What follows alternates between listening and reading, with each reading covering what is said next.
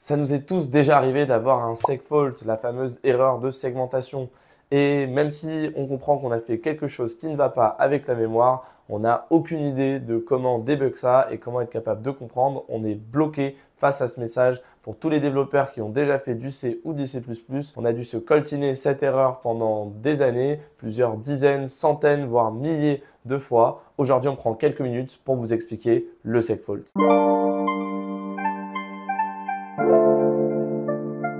La première étape pour vous expliquer le segfault, c'est de regarder à quoi ça ressemble dans notre ordinateur quand on est en train d'exécuter un programme.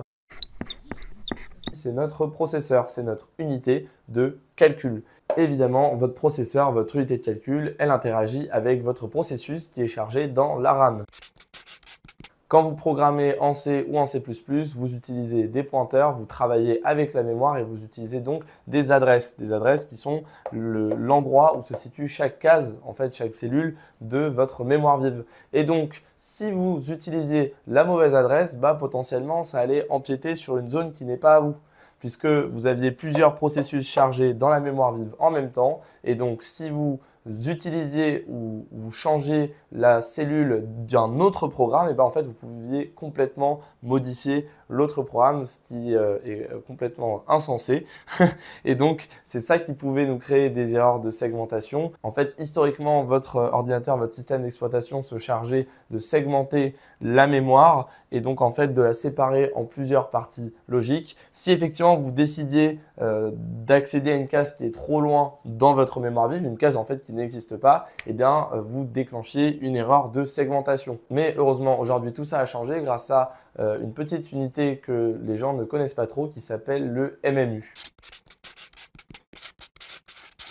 Alors, le MMU ou le Memory Management Unit, c'est l'unité de gestion de votre mémoire. C'est un petit composant placé généralement dans votre processeur ou dans une puce à part. Et c'est lui qui va se charger de mapper les adresses que vous manipulez dans votre programme en C ou en C++ dans la mémoire vive. En fait, de nos jours, quand on code dans un programme, on utilise des fausses adresses puisque ce sont un espace d'adresse virtuel qui est prévu pour notre programme. Et au moment de lancer le programme et que ça devienne un processus, notre MMU va s'occuper de mapper ces adresses virtuelles aux adresses de la mémoire réelle.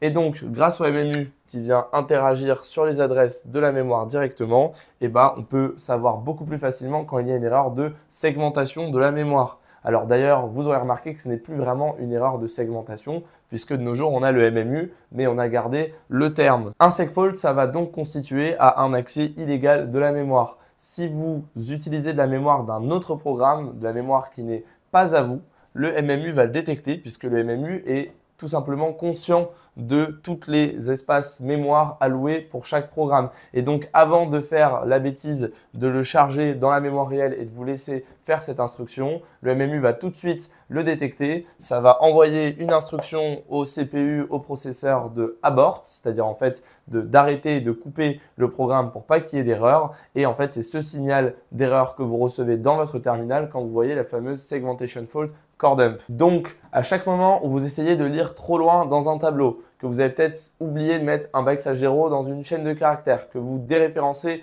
le mauvais pointeur, que vous accédez à une adresse illégale, que ce soit pour écrire dedans ou pour simplement lire la valeur, ou par exemple si vous avez un pointeur qui a la valeur nulle, c'est-à-dire en fait l'adresse 0 et que vous essayez d'accéder à sa valeur, le MMU va le détecter et va envoyer tout de suite un signal au processeur d'arrêter, d'abort le programme. Ce signal est renvoyé directement dans votre terminal et c'est pour ça que vous avez une erreur de segmentation. C'est ça le message qui s'affiche dans votre terminal. Donc maintenant, vous avez compris pourquoi une erreur de segmentation, mais est-ce que vous savez ce que ça veut dire, ce qui est entre parenthèses core dumps? En fait, core dump, c'est très simple. À l'époque, la mémoire, c'était de la core memory. En fait, c'était de la mémoire à tort magnétique. Si je traduis en anglais, on appelait ça de la magnetic core memory en fait.